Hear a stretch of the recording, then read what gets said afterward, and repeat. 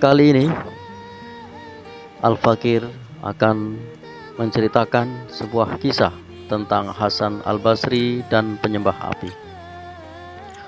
Hasan Al-Basri mempunyai tetangga yang bernama Simon, seorang penyembah api. Suatu hari Simon jatuh sakit dan ajalnya hampir tiba. Sahabat-sahabat meminta agar Hasan sudi mengunjunginya. Akhirnya Hasan pun pergi, mendapatkan Simon yang terbaring di atas tempat tidur dan badannya telah kelam karena api dan asap. "Takutlah kepada Allah," Hasan menasihatkan. "Engkau telah menyanyiakan seluruh usiamu di tengah-tengah api dan asap." "Ada 3 hal yang telah mencegahku untuk menjadi seorang muslim," jawab Simon si penyembah api. "Yang pertama adalah kenyataan bahwa walaupun kalian membenci keduniawian, tapi siang dan malam kalian mengejar harta kekayaan. Yang kedua, kalian mengatakan bahwa mati adalah suatu kenyataan yang harus dihadapi, namun kalian tidak bersiap-siap untuk menghadapinya.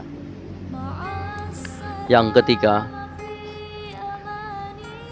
kalian mengatakan bahwa wajah Allah akan terlihat, namun hingga saat ini kalian melakukan segala sesuatu yang tidak diridhoinya." "Inilah ucapan dari manusia-manusia yang sungguh-sungguh mengetahui," jawab Hasan. "Jika orang-orang muslim berbuat seperti yang engkau katakan, apakah yang akan engkau katakan? Mereka mengakui keesaan Allah, sedangkan engkau menyembah api selama 70 tahun. Dan aku tak pernah berbuat seperti itu.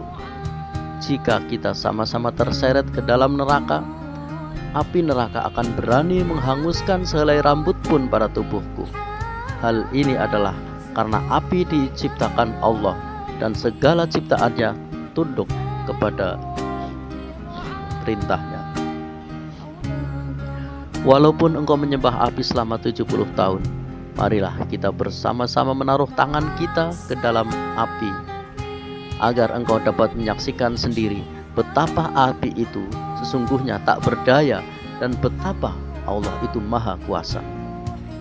Setelah berkata demikian, Hasan memasukkan tangannya ke dalam api. Namun sedikit pun ia tidak cedera atau terbakar. Menyaksikan hal itu, Simon terheran-heran. Cahaya pengetahuan terlihat olehnya. "Selama 70 tahun aku telah menyembah api," keluh Simon. "Kini hanya dengan 1 atau 2 helaan nafas saja yang tersisa. Apakah yang harus kulakukan?" "Jadilah seorang muslim," jawab Hasan. "Jika engkau memberiku sebuah jaminan tertulis bahwa Allah tidak akan menghukum diriku," kata Simon, "barulah aku menjadi muslim. Tanpa jaminan itu aku tidak sudi memeluk agama Islam." Hasan segera membuat sebuah surat jaminan. Kini susulah orang-orang yang jujur di kota Basrah untuk memberikan kesaksian mereka di atas surat jaminan itu. Simon mencucurkan air mata dan menyatakan dirinya sebagai seorang muslim. Kepada Hasan, ia sampaikan wasiatnya yang terakhir. "Setelah aku mati, mandikanlah aku dengan tanganmu sendiri. Kuburkanlah aku dan selipkan surat jaminan ini di tanganku. Surat ini akan menjadi bukti bahwa aku adalah seorang muslim." Setelah berwasiat demikian, ia mengucap 2 kalimat syahadat dan menghembuskan nafasnya yang terakhir. Mereka memandikan mayat Simon, mensolatkannya dan menguburkannya dengan sebuah surat jaminan di tangannya. Malam harinya Hasan pergi tidur sambil merenungi apa yang telah dilakukannya itu. "Bagaimana aku dapat menolong seseorang yang sedang tenggelam, sedang aku sendiri dalam keadaan yang serupa?